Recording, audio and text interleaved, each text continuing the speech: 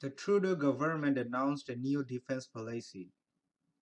The announcement is a publicity and so it does not merge with the meaning of hush or lull, both of which means silence.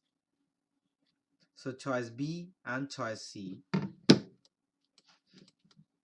are eliminated as incorrect answers.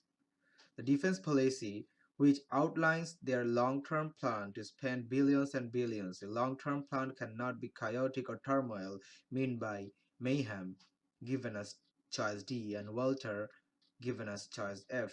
So choice D and F are also eliminated.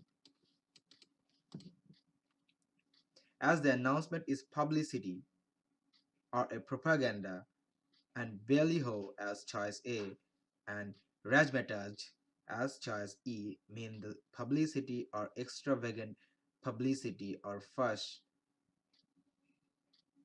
which exactly supports the theme and fills the blank to make sense. The correct answers are choice A and choice E.